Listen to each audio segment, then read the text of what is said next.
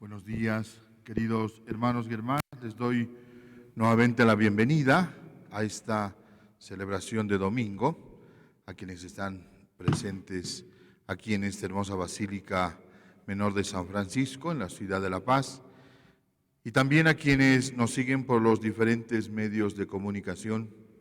Un saludo a las familias que nos ven desde sus hogares, a quienes lo hacen desde los hospitales, cárceles, etc. Hoy domingo, 9 de enero, la Iglesia recuerda la fiesta litúrgica del bautismo del Señor, el bautismo de Jesús. Con la fiesta de hoy terminamos el ciclo de la Navidad y comenzaremos desde mañana el ciclo litúrgico del tiempo ordinario. Durante este tiempo de Navidad hemos sido testigos de varios momentos en los que Dios manifestó, reveló a su Hijo Jesucristo. En otras palabras, durante este tiempo hemos sido testigos de las manifestaciones de Jesús, el Hijo de Dios. En primer lugar, el día mismo de la Navidad, Dios manifiesta a Jesús ante María, José y los pastores. Después, el 6 de enero, solemnidad de la Epifanía del Señor, Dios manifiesta a Jesús a todo el mundo en la figura de aquellos magos de Oriente, que guiados por una estrella van a adorar a Jesús. Y ahora Dios manifiesta a Jesús como a su Hijo muy querido. Bien sabemos que todo lo que nosotros conocemos de Dios, lo sabemos gracias a lo que Jesús, su Hijo, nos ha ido manifestando. Sin embargo, ya hubieron profecías que nos iban anticipando algunas características propias de Dios. Por ejemplo, hoy, en la primera lectura, ese texto tomado del profeta Isaías, se nos presenta la imagen de un Dios pastor que apacienta, reúne y guía a su rebaño, a su pueblo. Dice el texto: Él apacienta su rebaño, lo reúne con su brazo, lleva sobre su pecho a los corderos y guía con cuidado a las que han dado a luz. Quisiera rescatar tres acciones que Dios realiza con su pueblo: lo apacienta, lo reúne y lo guía.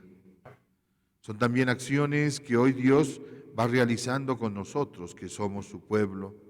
Dios continúa apacentándonos, continúa dándonos alimento, se preocupa por nosotros, quiere que caminemos por este mundo sin pasar por ninguna necesidad, lejos de todo peligro, de todo sufrimiento. Se preocupa incluso de nuestras necesidades espirituales. Es quien busca también consolarnos. Es interesante cómo comienza el texto de hoy en la primera lectura. Consuelen, consuelen a mi pueblo, hablen al corazón. Es Dios que conoce de nuestras necesidades, que sabe de nuestras penas y con cariño quiere darnos alimento y nos habla al corazón porque conoce también nuestra interioridad. Estamos todavía viviendo un tiempo de incertidumbre a causa de la pandemia, un tiempo en el que debemos no solo pensar en nosotros mismos, sino también en los demás. Y con responsabilidad debemos saber tomar decisiones. Un tiempo en el que la enfermedad está, como se dice, a la vuelta de la esquina. Frente a esto todos somos vulnerables. Nadie en el mundo ha encontrado una total inmunidad al coronavirus. Por eso debemos ser muy disciplinados en hacer uso de las medidas de bioseguridad. No bajemos la guardia, no subestimemos al virus. Además, quisiera aprovechar para hacer una invitación, que desde la libertad y la responsabilidad acudamos a los centros de vacunación para recibir nuestras dosis correspondientes. Informémonos bien y seamos responsables.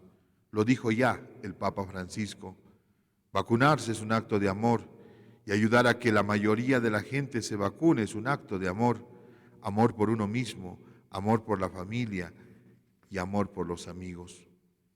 Entonces, recordarles, por un lado, a nuestras autoridades que con determinadas políticas y acciones ayudan a otros a vacunarse.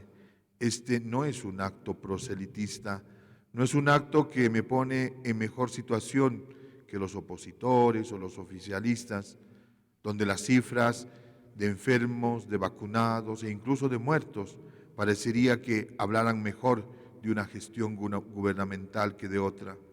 No, hermanos gobernantes, ayudar a otros a que se vacunen es un acto de amor y que además ustedes están en la obligación de hacerlo porque son nuestras autoridades y tienen la misión de cuidar de aquellos a quienes gobiernan. Pero también recordar a cada uno de nosotros, al ciudadano en general, vacunarse es un acto de amor que te compromete y te responsabiliza con los demás. No olvidemos los índices alarmantes de contagios que estamos viviendo a nivel de todo el mundo, incluso como Bolivia. Día a día estamos rompiendo récords de contagios. Gracias a Dios el índice de mortalidad no es tan elevado, pero aún continúan habiendo gente que muere, continúa habiendo dolor en algunas familias. Por eso, recordémoslo siempre, vacunarse es un acto de amor. Frente a este panorama, aún complejo y doloroso, viene la palabra de Dios que nos presenta a Dios como preocupado por su rebaño, todo preocupado por lo que estamos viviendo, por nuestros temores y angustias, y viene para apacentarnos, viene para darnos ánimo frente a un panorama difícil y doloroso. Pero Dios no solo nos apacienta, sino que también nos reúne. Dios no quiere a un rebaño disperso, porque sabe que si estamos dispersos, si estamos desunidos, el peligro es mayor. Dios nos quiere unidos como una sola gran familia, donde experimentemos lazos de verdadera fraternidad. La división, lo sabemos bien, que viene del diablo. A él le conviene que estemos divididos, que estemos peleados. Así el rebaño, la iglesia se pone más vulnerable frente a algún ataque y así el mal puede triunfar. Por eso Dios nos reúne frente a esta situación de pandemia. Lo hemos escuchado ya bastante. Será importante que actuemos en común. Nada de actitudes individualistas. Solo si estamos unidos y juntos podremos salir bien de todo esto. Y también Dios nos guía. Él sabe lo que nos hace falta, sabe lo que nos hace bien. Por eso Dios está constantemente guiándonos a Cristo. Por eso mismo hoy en el Evangelio nos lo presenta como su Hijo querido. Es Él nuestra única salvación. Es la profesión de fe que hace Pablo en la segunda lectura y que también la debemos hacer nosotros. Él dice, refiriéndose a Dios, Él nos salvó haciéndonos renacer por el bautismo y renovándonos por el Espíritu Santo. Dijimos al inicio que hoy celebramos el bautismo del Señor. San Lucas nos relata aquel acontecimiento donde muchos, incluyendo Jesús, atraídos por la figura de Juan el Bautista y su predicación, acuden a recibir el bautismo. Dice el texto, todo el pueblo se hacía bautizar y también fue bautizado Jesús. Y acontece algo inesperado. Mientras estaba orando, se abrió el cielo y el Espíritu Santo descendió sobre él en forma corporal como una paloma. Y de repente Dios mismo habla dirigiéndose a Jesús, tú eres mi Hijo muy querido, en quien tengo puesta toda mi predilección. Y así comenzaría la vida pública de Jesús. Este acontecimiento es el inicio de su predicación. El bautismo de Jesús tiene entonces para nosotros un doble significado. Por un lado significa la actitud de Jesús, que al hacerse bautizar se solidariza con nuestra realidad humana, con nuestra realidad mortal. No solo fue suficiente asumir nuestra humanidad, sino que quiso también, sin necesidad, asumir nuestra humanidad débil y pecadora. Esto nos debe llenar de alegría porque a partir de ese acontecimiento nosotros hemos sido dignificados y al igual que Jesús somos hijos queridos de Dios. Por medio de nuestro bautismo nos hemos hecho hijos adoptivos de Dios. Esa dignidad debe ser la primera y la más importante en nuestra vida. Es a partir de esta dignidad de hijos de Dios que deben llevarse a cabo en nuestras relaciones personales. Es esa dignidad que debe definir nuestra identidad.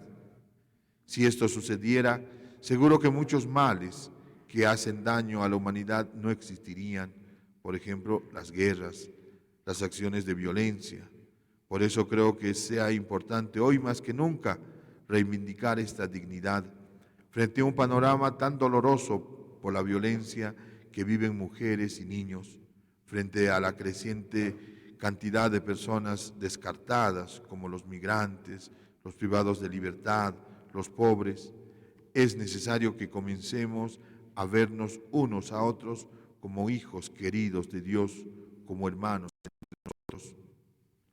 Otra consecuencia del bautismo del Señor para nuestra vida es que nuestro bautismo, al igual que en la vida de Jesús, debe significar el inicio de una vida más comprometida con la misión que hemos recibido de Dios. Si bien muchos hemos recibido el bautismo cuando éramos niños, cuando ya seamos conscientes debemos asumir nuestra misión de bautizados. Y esa misión queda bien explicada en la oración que el día de nuestro bautismo acompañaba el momento de ser ungidos por el Santo Crisma. Recordémoslos. Decía: Dios Todopoderoso, Padre de nuestro Señor Jesucristo, que te ha liberado del pecado y dado nueva vida por el agua y el Espíritu Santo, te consagre con el crisma de la salvación para que entres a formar parte de su pueblo y seas para siempre miembro de Cristo, sacerdote, profeta y rey. En otras palabras, desde aquel día que hemos sido bautizados, hemos llegado a ser sacerdotes, profetas y reyes. Somos sacerdotes porque estamos llamados a ofrecer sacrificios diarios para nuestro bien y el de los demás. Somos profetas porque desde la realidad en que vivimos estamos llamados a denunciar las injusticias y a anunciar la buena nueva. Y somos reyes porque somos herederos del reino de Dios. Por eso el día de hoy preguntémonos: ¿qué significa para mí haber sido bautizado? ¿Cómo vivo en la práctica la dimensión sacerdotal, profética y real que recibí el día de mi bautismo?